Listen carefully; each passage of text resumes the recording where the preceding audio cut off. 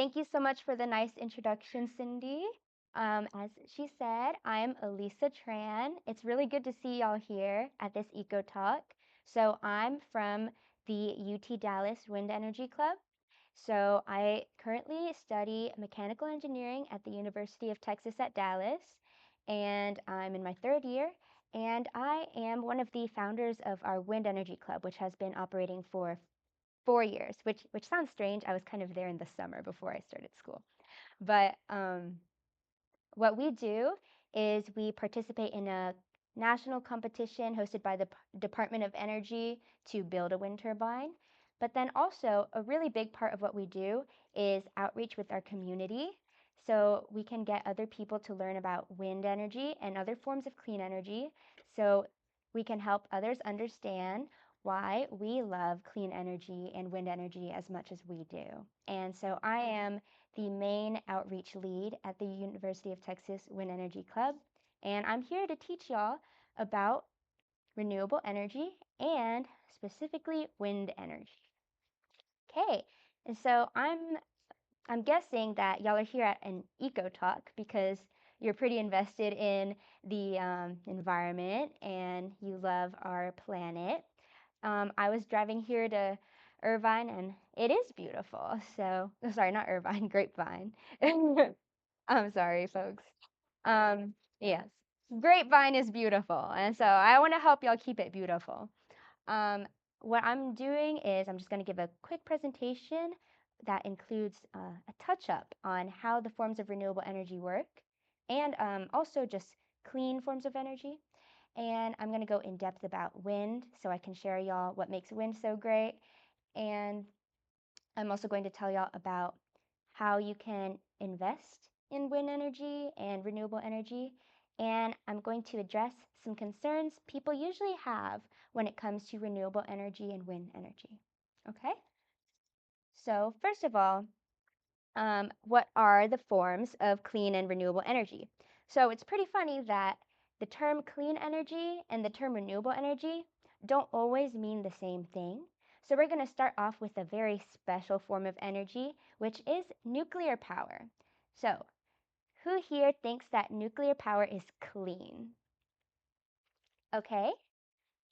And then who here thinks that nuclear power is renewable? Okay.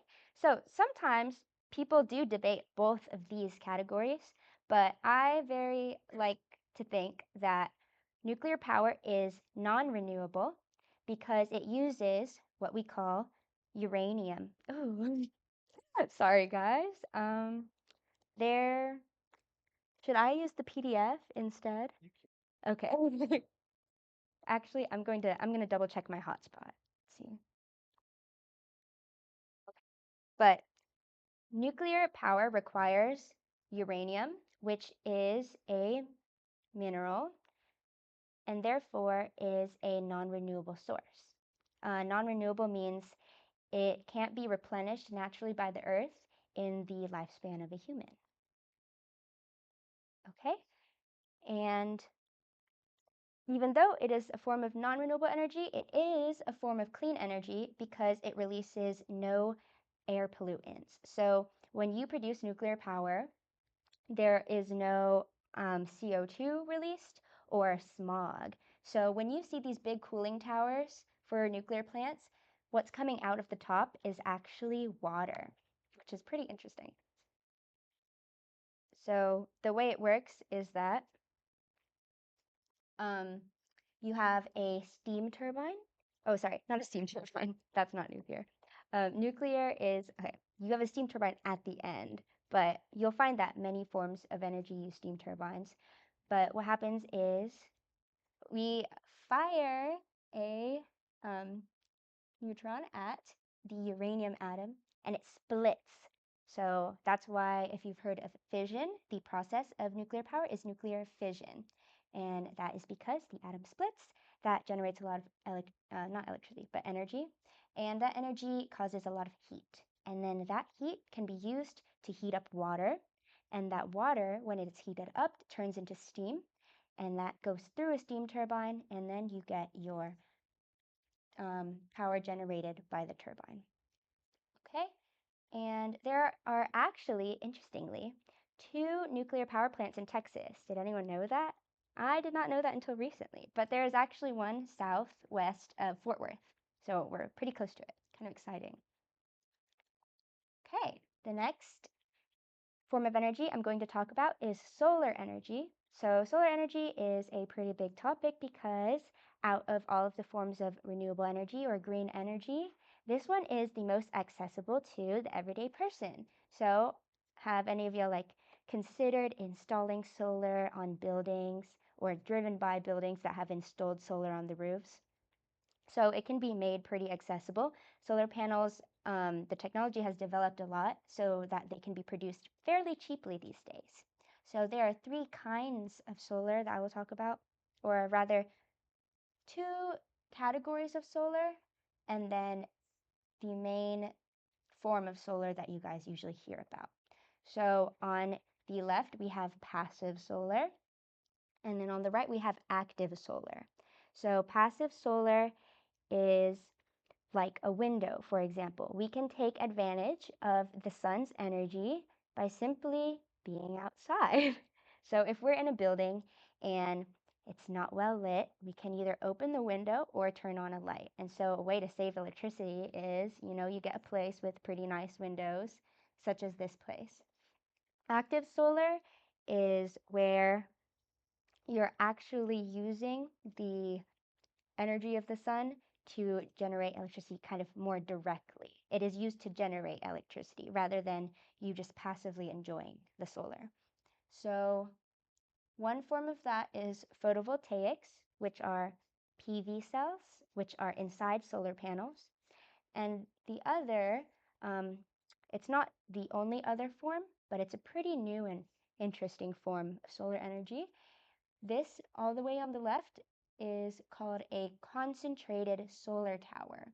And so it's a special form of solar energy where you have a large space that gets a lot of sun, and you put a bunch of mirrors all around this tower. And each of those mirrors are reflecting solar energy right back at that tower. And at that tower, you could either have like molten salts, that's one form. You could have something that stores energy, or you could have the steam turbine system that I told you guys about earlier. So a steam turbine system is a really common way of generating electricity because if you have a generator, all you need to do is make that generator spin to get electricity. So the question is always, where can we get this rotational power from? And that's often from a steam turbine. Okay. And this is photovoltaic solar cells, which are what people usually interact with. So how that kind of works is a solar panel is basically like a semiconductor. So the sun shines onto the solar panel. The energy from the sunlight is absorbed by the PV cells, the photovoltaic cells in the panel, and that energy creates an electrical current that flows out of the panel, and then electricity is generated. This is this in the pretty simple form. I could ask my electrical engineering friends a lot more about it, and y'all could Google how it works. It's pretty cool. There's some really nice YouTube videos that show up close the circuitry of it all. But basically, you can just think of we have the cells that get that heat and then make the current flow. Okay, and there is a lot of innovation being done right now in solar energy. So have you guys ever thought about maybe we're not utilizing all of the land that we put solar panels on and we could be utilizing it better? So if you look at the photo on the bottom left, the solar panels on those sticks are actually double-sided, and they're put on top of a white space. So the sunlight reflects back onto that white space, back up to the bottom of the solar panel. So it's capturing solar energy on the top and on the bottom. And then here on the bottom right, you have a floating solar farm. So I'm going to tell you guys more about this later when I talk about wind energy.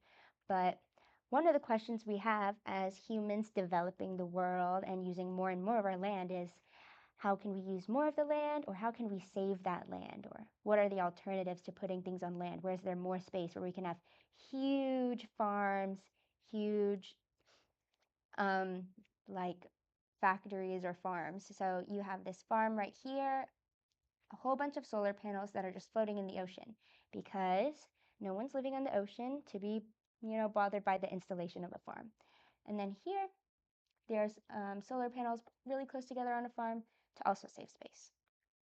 Okay, and solar energy, out of all forms of energy, has the greatest potential, which is something interesting to think about. So possibly in the future, we'll have such high technology capable of capturing all that potential of solar energy, and it is just so readily available that some would say maybe solar is our best form of renewable energy. Everyone can have their preferences though. So here you see the sun produces energy, and that is a lot. So solar is our largest potential source of energy. Coal on the top right, you see we have a lot of coal. If we burned all the coal in the world, it could possibly create that much energy. And on the bottom left, you can see Earth.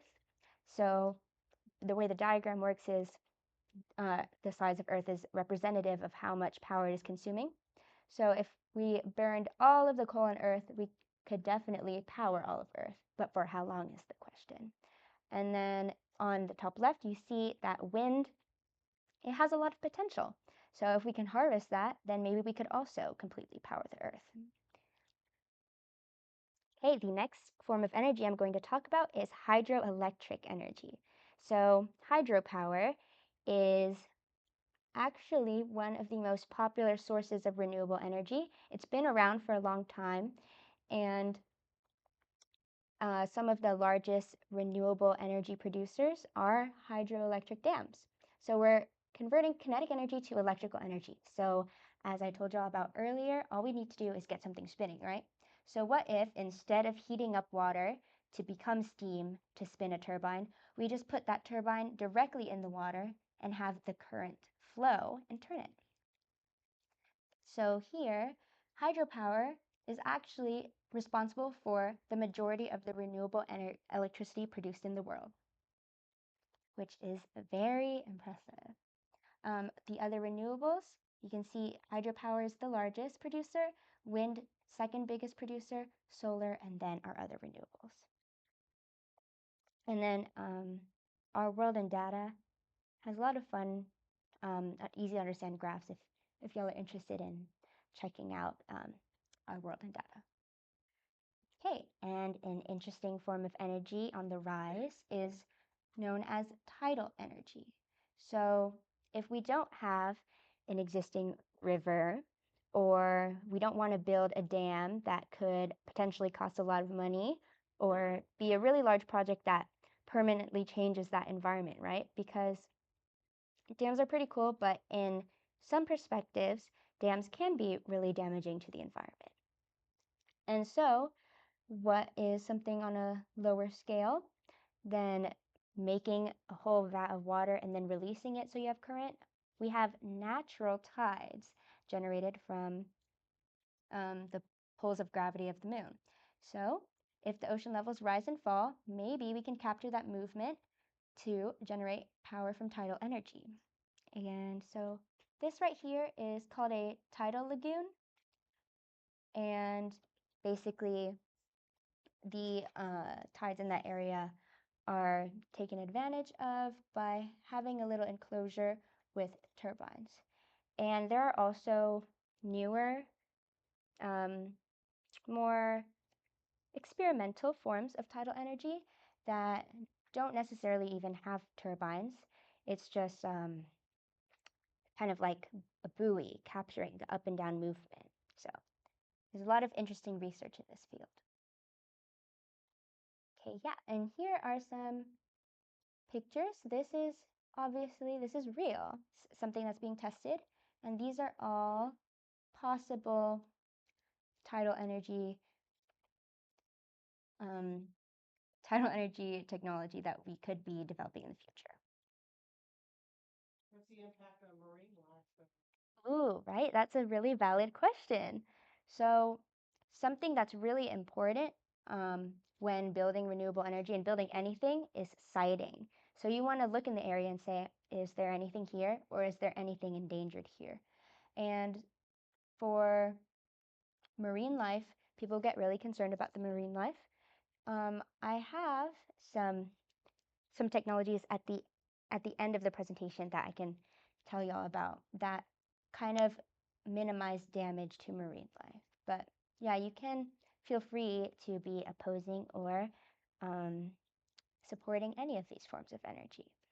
But what we really want is to decarbonize the world as a whole and be less impactful on our environment. Okay, the next form of energy is geothermal energy.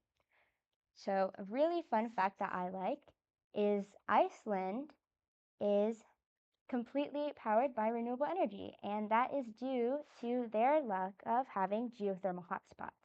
So geothermal energy isn't everywhere because it can only be in places where the earth has these natural hotspots that you can use. So geothermal power plants draw fluid from underground to the surface to produce steam. So that's actually one of the ways a geothermal plant can work.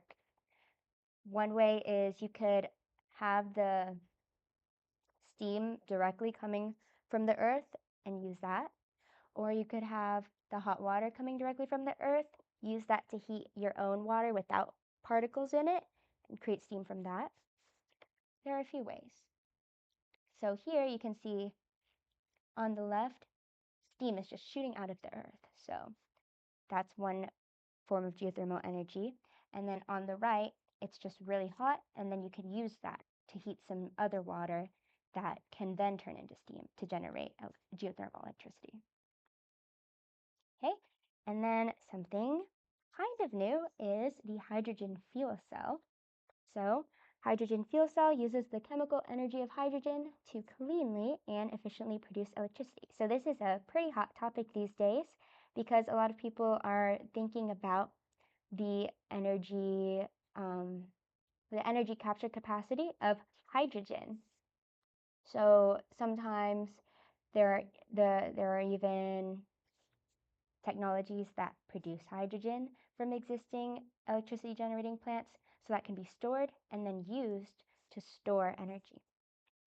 But here's how a hydrogen fuel cell works. There's a cathode and an anode, and then you have only hydrogen and oxygen as the outputs, so there are no pollutants.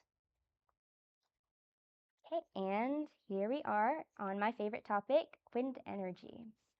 So wind turbines collect and convert the kinetic energy that wind produces into electricity to help power the grid. So here I'm talking about two special types of wind turbines. So has anyone seen that turbine that looks like that photo on the right? Oh, I see someone said yes. Two people said yes. And that is really cool because until I started studying wind, I had never even seen that. But sometimes if you look really hard, there are some industrial buildings that have some kind of really small versions of these on top. So we have two types of wind turbines, a horizontal axis wind turbine, which spins on its horizontal axis, and a vertical axis wind turbine, which spins on its vertical axis. So most wind turbines that are used today are horizontal axis wind turbines. And vertical axis wind turbines are almost experimental because people are still exploring them, researchers are still exploring them as a viable source to just harvest the energy of the wind from. So this wind turbine is pretty much only being used in outside of America, in countries that have developed renewable energy technology a little further than us, because the vertical axis wind turbine is used mostly for offshore settings. So offshore means it's in the water, like the solar panels I just showed you guys. Okay, and then meanwhile, the horizontal axis wind turbine is on land and it actually can go in the water. So researchers are also looking into that there are quite a few countries where horizontal axis wind turbines are installed offshore on the water. In America, we have some as well. Um, and when it comes to offshore, you can put them in shallow water, but like shallow water, and deep water. So, one of the reasons other countries have kind of further developed offshore wind technology further than we have is that most of the waters on the coasts of America are really deep, whereas in other countries that have advanced this technology, the water level kind of like tapers off at their coast. So they can go into their water at their coastline, stick a turbine in it. But we can't do that because it's so deep. Okay, and so I want to talk a little bit about the horizontal axis wind turbine. You have wind flowing in horizontally that is captured by the rotor, which spins the rotor, and the rotor is connected to a turbine and a generator, or actually it in itself is a turbine. It's connected to a generator. So the key, as I told y'all earlier, the key of generating electricity is getting a generator to spin. So if we have one big turbine that captures the wind, we are able to do that. And wind energy actually has a really large power capacity, larger than others, larger than people might think sometimes, because it's not something we really think about as something that would generate a lot of electricity. But if you have ever seen wind turbines as you're driving through Texas, there are a lot of wind turbines in Texas. Texas is actually the #1 state in America for wind energy. You can see them in action, and it's pretty cool. They just spin, and we get electricity out of it. And yes, that is a question we get often. So sometimes it can be due to maintenance, and sometimes they shut off wind turbines because they are actually generating too much power. So I'm going to get into that in later slides, that the way ERCOT kind of, picks like sources of energy and then distributes them out to us. There's something that's called renewable energy curtailment. So you have to kind of predict how much energy renewables are going to produce the day before or the week before. So you have to predict how much solar is going to be generated, how much wind is generated, and then you know how much coal to fire that day, how much natural gas to fire that day. And if they get that prediction wrong, then you have to fire some more emergency natural gas or something like that, right? Or if they get it wrong in the other way, you have so much excess energy from the wind and solar, it's just a waste. But sometimes there are battery technologies that can be used to store that energy for future purposes. But usually it'll be one of those two. It'll be operation and management. Sorry, not O&M. Maintenance and repair, or they will just be shut down because of curtailment. Or you may even see like the wind could not be blowing and none of them are spinning. But if you just see some of them are not spinning, it will usually be one of those two reasons I just mentioned. hmm And then someone has also asked me before, is there kind of a motor in there that makes it spin? But it is 100% just spun by the wind. So the blades are actually shaped like airplane wings. Yes. It depends on the turbine, but there will always be a minimum wind speed. So it depends on the model.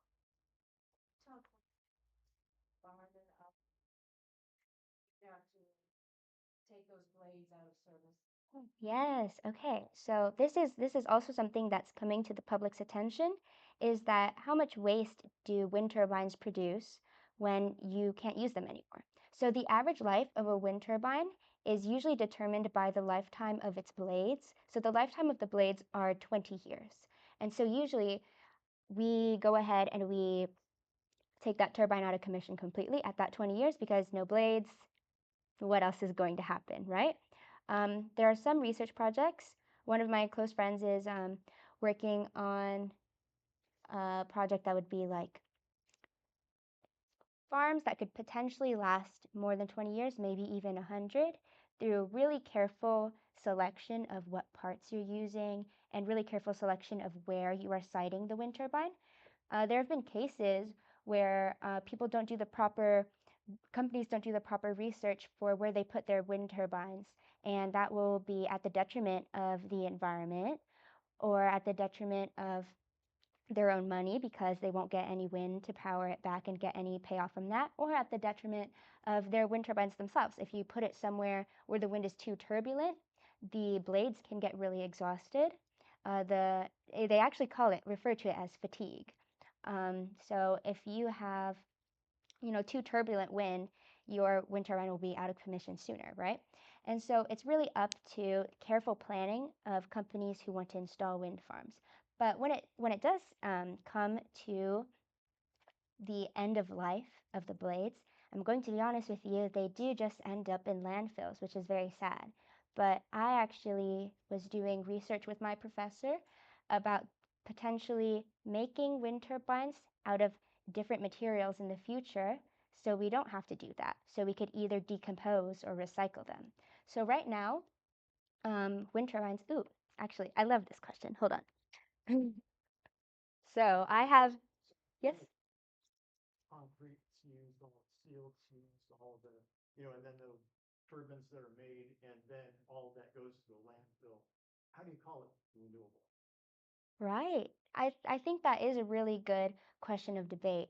I think that it is how much you value like the word renewable and non-renewable and whether you want to weigh that on the physical resources that you are taking from earth, such as minerals, or the land that you are taking from the earth.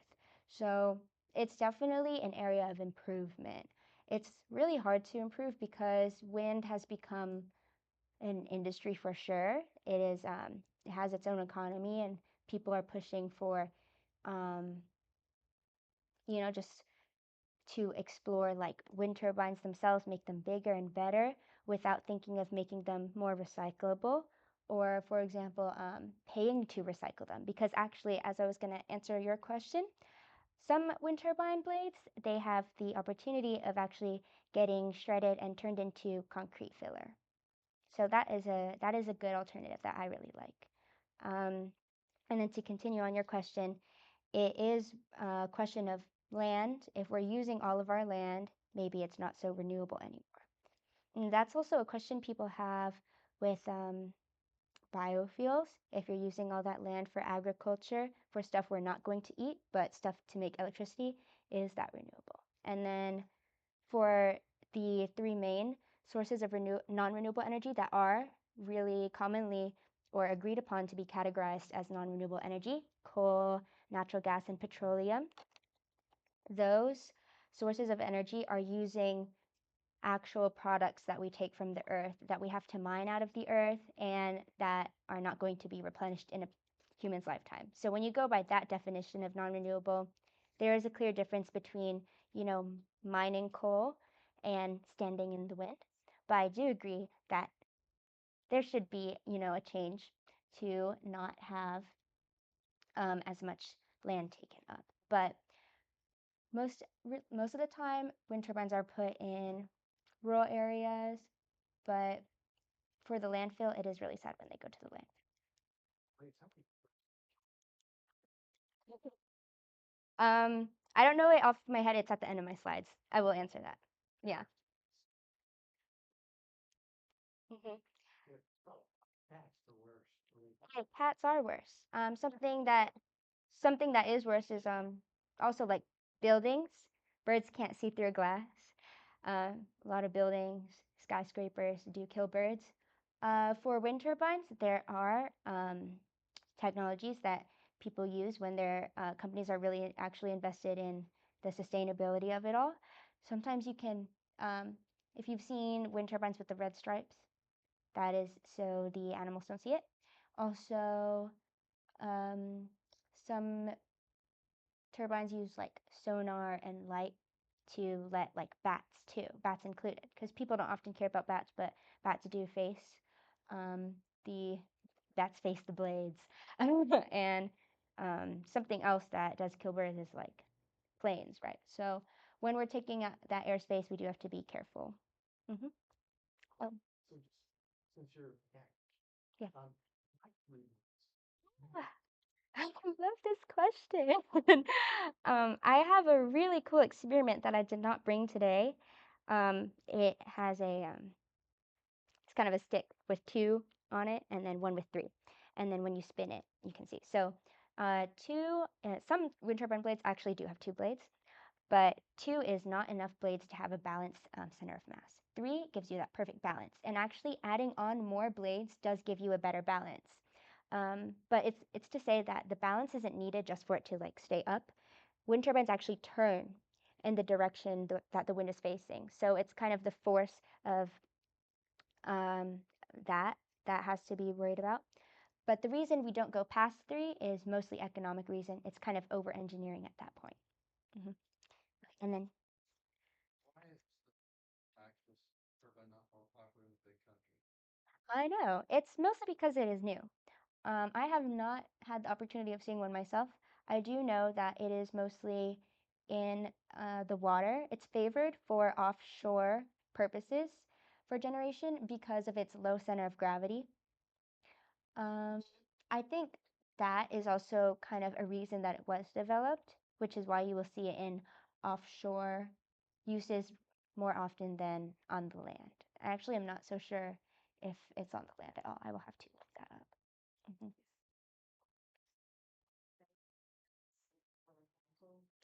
Yes, they will be made out of the same. Okay, so here this comes my question. So I have a sticker that my lovely club member designed. It is it says UT Dallas Comet Wind, and it is a wind turbine with blue bonnets and a rainbow. So I want to give the sticker to whoever can make a good guess of what do you think wind turbine blades are made out of? So there are a few answers that I will accept. Okay. Wow, everyone knows the exact answer. Okay. Yeah.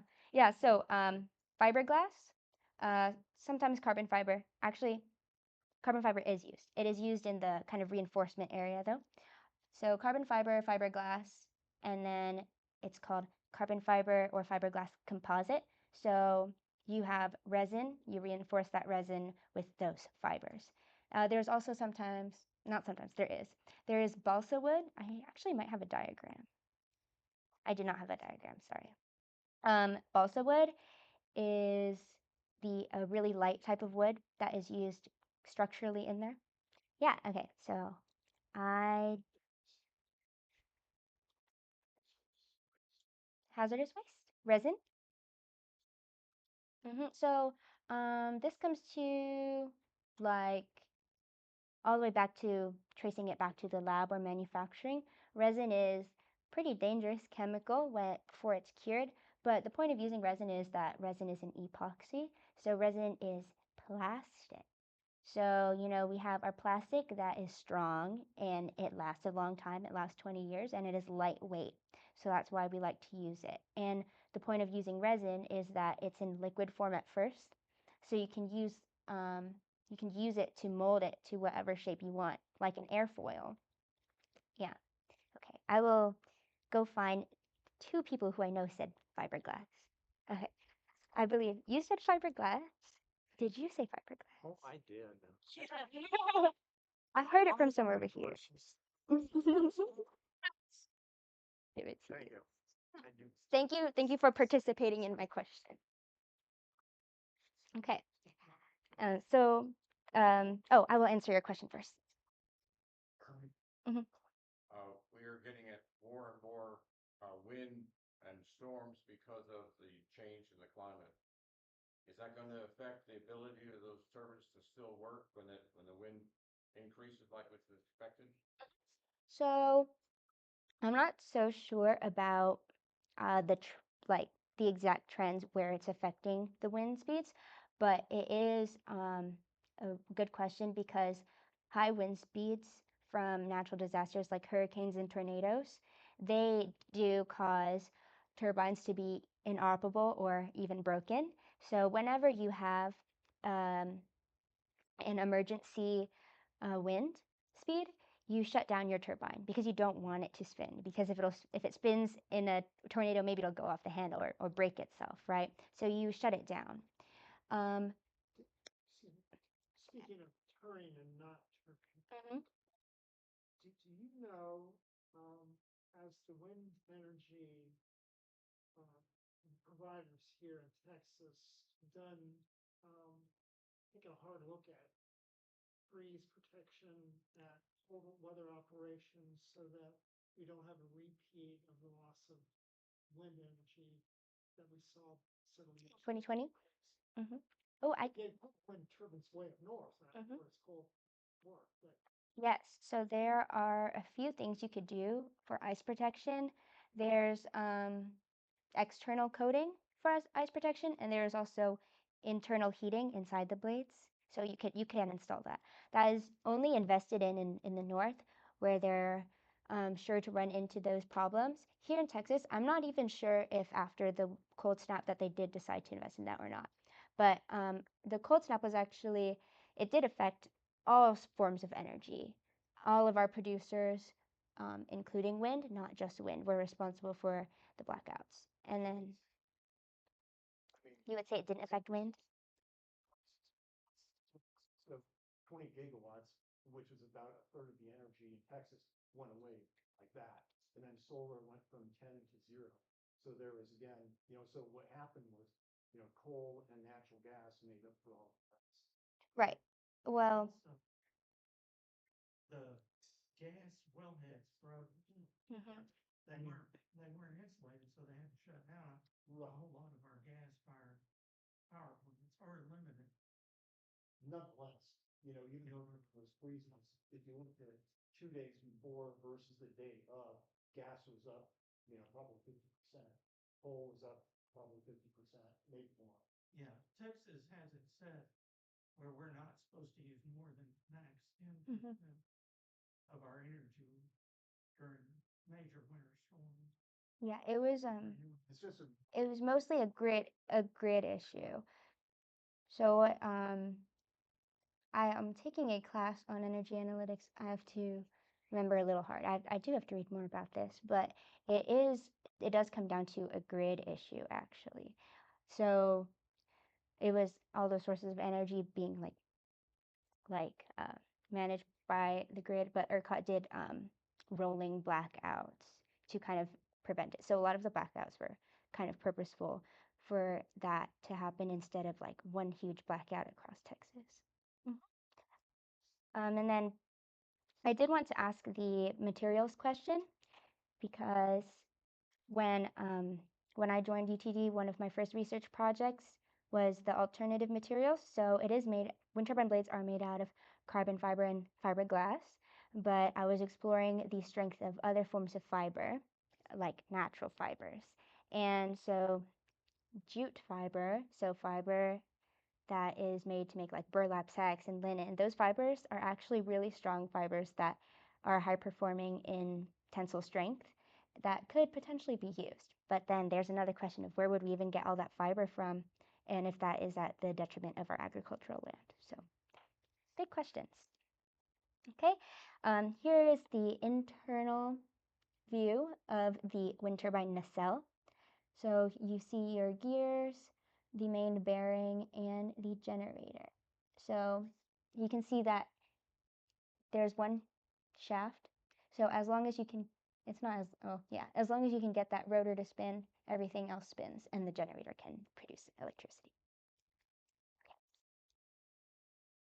And a trend for wind turbine technology and wind turbine production, wind turbines are getting bigger. That's the number one thing to note. And they are also heading offshore. So why do we want wind turbines offshore? There's more space for a bigger turbine, and there's also more consistent winds. Mhm. And I know you guys were really interested in environmental impact, so I'm going to actually skip to those slides. Let's see.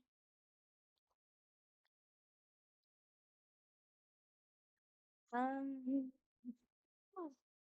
I'll work on pulling those slides up as I as I explained this. Okay, so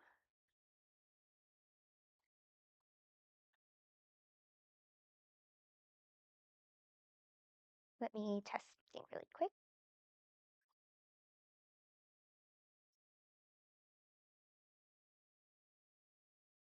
I have a really nice brochure on how wind turbines affect wildlife that my club members made.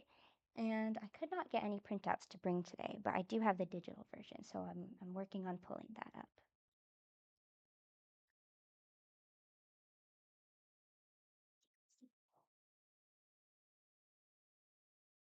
Okay, it's very small, but I will zoom in. Okay, so let's see. So wind turbines and bird populations. So while wind turbines have affected some bird populations, the overall impact is actually vastly overstated. So there's a case study that I often bring up when it comes to this topic. Um, there was a wind farm that was sited a while back in California that was not properly sited, and it was sited right in the migratory path of endangered predatory birds. And so killed a lot of those birds, and it was very sad. And that, kind of started the reputation of making people realize wind turbines can kill birds and also endangered birds. But protections are placed, like the ones I told y'all about earlier. Collisions with buildings was a statistic I told y'all about earlier. Collisions with buildings resulted in 988 million bird deaths annually compared to the 679,000 attributed to wind turbines. And then when it comes to, whether we want to switch to renewable energy or say switch to wind energy instead of fossil energy.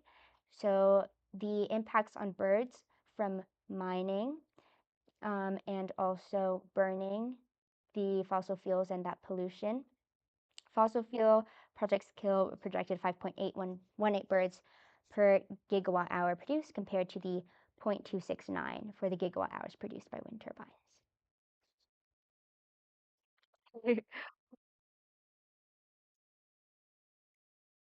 It, it would if you had it in a like ruining their habitat, but it is mostly a air pollution statistic.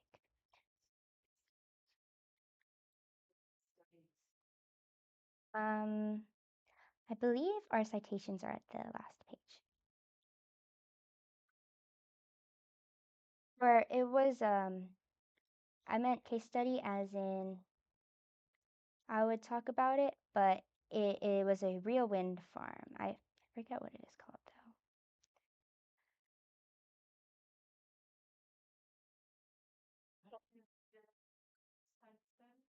though. UNT? Oh, UTD. No, UTD is it's a big wind energy school due to our mechanical department rather than other departments.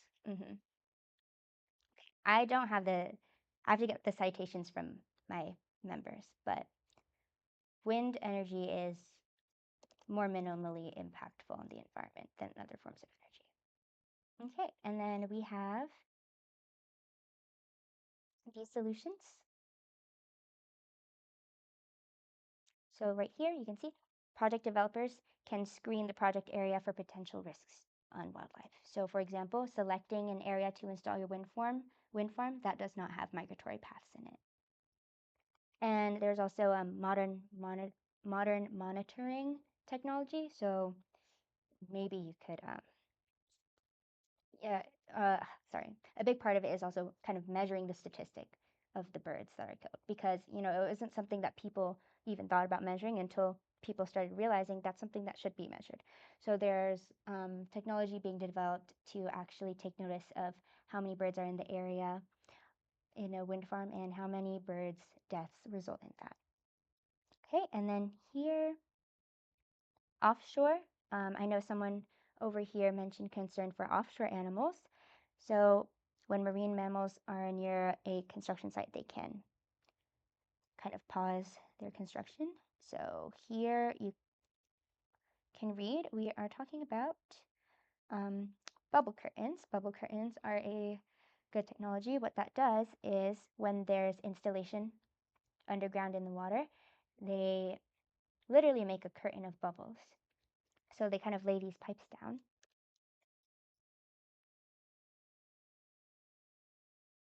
Okay, and then that causes the sound pollution outside of the bubble curtain to be minimal. And then this is done with wind turbines, but this is actually done with other offshore projects as well, such as oil rigs. Okay, and there's also passive acoustic monitoring, so you can just see if there is wildlife in the area. And there have been no whale fatalities from operation or installation of offshore wind turbines, if you read the research. Okay, and then wind turbines and wildlife habitats. So direct habitat loss is relatively low when it comes to wind turbines. Wind turbines are installed usually in rural areas, but actually there are many cases where that rural area gets to stay agricultural, and maybe farmers who want to work with the wind turbine farm owners about um, having their cattle on that land and the wind turbines at the same time, because wind turbines are actually pretty minimally impactful on the environment. They just are there. And then here some studies on some specific species of animals. Yeah. So pronghorn was one species that people wanted to know if wind turbines were affected and found that they were not affected. Same with prairie grasses. Yeah, but if you guys go drive to East Texas, you can see some wind farms that are still cow fields, and you could Google that as well. Then, ooh, I want to see that one on the back.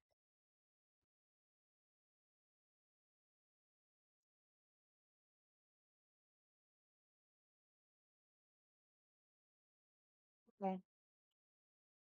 I think,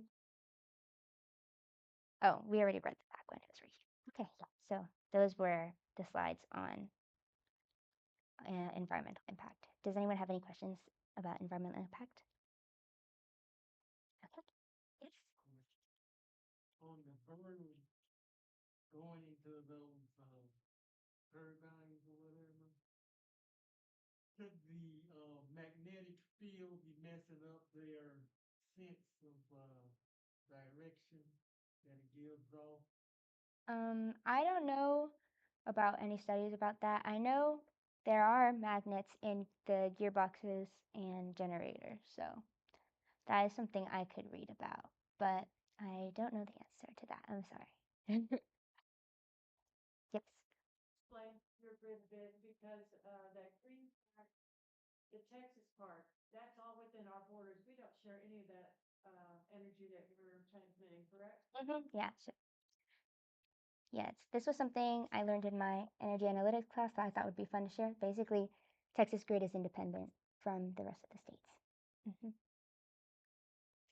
Or with the, excuse me, with the growth of wind farms, are you aware of any actions to create More wind? these interconnections with other grids? I would suspect that the wind farms would love to sell the excess energy, from the wind turbines not turning because we have too much.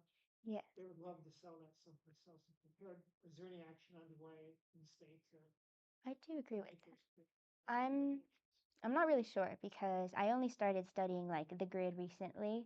But I do know most of the time when it comes to the problem of renewable curtailment, the solution people are investing in is energy storage with batteries or other types of storage. Yes? I was just gonna say I could speak to that about the interconnection. Right now, our work, the ERCOT grid interconnects with surrounding grids. There is a study that ERCOT is looking to do about adding more. So they would be pretty far down the road, most likely, but Oh, yes. And then I wanted to show this because I thought that was interesting. But basically, also there's also a question of are we getting renewables like as we consume our electricity? So I just wanted to share a bit about um, what I learned about how energy production works. So you have to predict ahead of time how much solar and how much wind you are going to produce, like I said earlier. So you see that coal and nuclear, they're always producing the same amount. And so they trust that. And then they kind of fill the rest of demand with renewables. And then so here's under forecasting. So they didn't think that a lot of renewables were going to be produced, but there actually were. And so here, this bright orange you can see is extra solar energy that was produced. And then here is where you don't think that, you think that there is going to be a lot of energy and there is not. And then so in that case, gas and oil have to quickly produce energy to make up for the demand.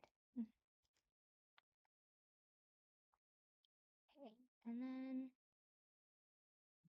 so residential solar, yes. Are there no turbines on warehouse rooftops? Oh, yeah. So this is what I was going to talk about. So solar is something that you can do residentially. It's pretty easy. But when integrating wind turbine into, our residential or commercial life, it is a little bit more difficult. So possible, but site dependent. So one big reason why wind turbines are in the middle of nowhere is because that's how they get the best wind, the best non-turbulent wind. So if you actually study the wind flow, like somewhere with no buildings and no trees, that wind will be a lot less turbulent than the wind in areas where there are houses and trees. So yes, that answers that question. Some people have gone ahead and invested in residential wind, or even some companies have invested in it as well. But I do think that when it comes to, your own home, I do think solar is the better option. Yes. And then, um, so if you just love the environment so much, you could, I guess, you could do a really small turbine that will get you a little bit of electricity. You can do your solar panels, and then you could also try to do a ground source heat pump. Yeah. But here, I thought this was interesting. This is a wind farm I often like to spotlight. The Wildcat Creek Wind Farm. So this is the closest wind farm to UTD, which is still honestly pretty far. But the Wildcat Creek Wind Farm is generates electricity equivalent to the consumption of 39,900 Texas homes. So when someone asks you, is wind energy actually producing energy and is it worth it? It is, because there is um, a real profit in wind energy and a real energy generation that actually gets used by people. Speaking, when wind generation produces the most energy versus when it's needed, Sorry, can you expand a little more on that? So meaning wind wind tends is to not blowing. blow more in the spring and the fall Mm. and more at night than during the day, as opposed to energy need is during the winter and the summer and during the day. So it's kind of inverse to when people need the energy. Yeah, exactly. So that's something I'm learning about in my class with like this. So there you have to study that. You have to forecast when the wind is going to blow, when is the sun going to shine. So for now, I'll just talk about the wind. Like you said, the wind in different seasons, different times of the year, and then also different times of the day. And then the different times of the day not aligning with the trend of the demand throughout the day. So usually you just kind of take as much as you can, but there's the question of energy storage, right? So that's usually the solution I'll just give to that is energy storage. You can't make the wind blow, but it's not to say that wind energy is bad or non-reliable. It's just to say that sometimes people do rethink like an energy transition, like going completely renewable, right? Which is pretty valid. But I do like to think that with energy storage technology, you can make it so that you can get as much of the wind energy as possible when you're not using it and then use it later. Yeah. So right now, people just mainly use like battery storage. So like lithium ion batteries. So lithium ion batteries high in demand, right? Because like electric vehicles and all that, and no one really uses chemical batteries anymore. So that is one way that is also can be expensive, but it could be worth it, right? There could be a payoff to that. And there is also um, other forms of energy storage that are more kind of environmentally dependent. There's pumped hydro storage. So if you have a body of water, you can use that excess energy to pump that water to higher ground.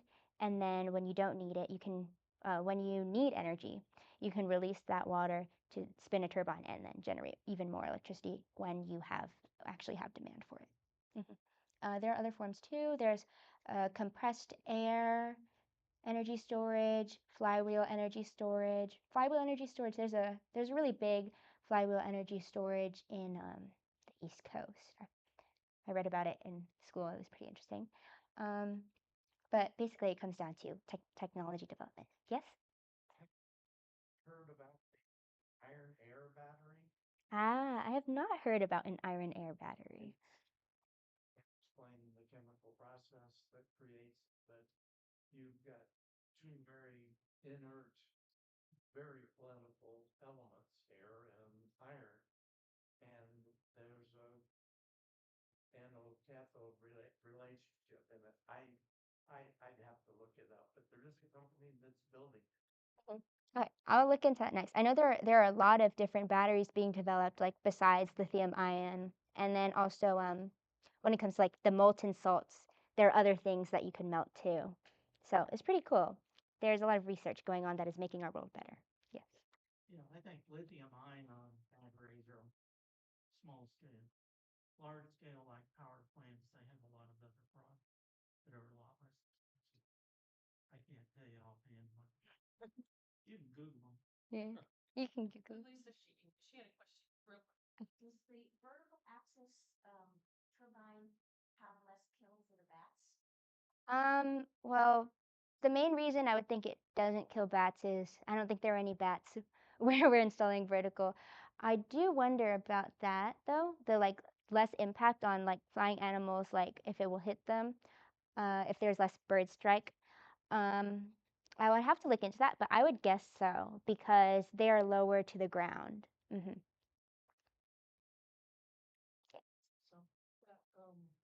when you get to batteries, you're sort of at the end game here for this technology because with these energies, with solar or wind, it's use it or lose it.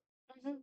You don't want to lose it, you got to store it. So as you go through the progression of energy production, you got an early slide that showed Earth as being a giant solar collector. Yeah. That's fair explanation, but it's also quite diffuse. Right. It's like it could be, but it definitely can't. So the technologies we're talking about here concentrate that energy, change it into a usable form, right? Right. That's what the windmills do. That's what the plates do. So there's a loss of efficiency when that happens, right? Now, there's transmission losses, but then pushing into a storage device, there's additional losses as well. And there's no perfect, system when it comes to mechanical operations. So well, I guess the point I'm driving at here is you really have to like the the the environmental impact of your technology because on the other side of the equation, you're really pushing against a lot of resistance to generate an efficient mode of energy production. Does that make sense? Yes. So there's losses every step of the way. There's losses and efficiency. Yeah. Then you get the batteries. It's just one more step. Yeah, it is one more step that is a roadblock. But I do think it's kind of like fossil or non-renewable energy generation has always been easier because also we've invested in that infrastructure, is something I like to say. We have invested in the infrastructure. Yeah. Find natural gas and use it on demand. Hmm. That's where the technology, you're correct. So, yeah, I think that means you don't have to build a transmission network that goes hundreds of miles and have all the negative environmental effects of that, right? Do you guys study kind of this whole idea of efficiency and what the net, total efficiency of, Yeah. of something would be? Is that like a study, class that you guys do? Yes. Let me just ask. That's Like, interesting. are we like cut for time? Serious Okay. question. Okay. Um, so energy efficiency. So there's also there are a lot of projects on both the energy efficiency, like when it goes through the whole system, and then also like economic efficiency.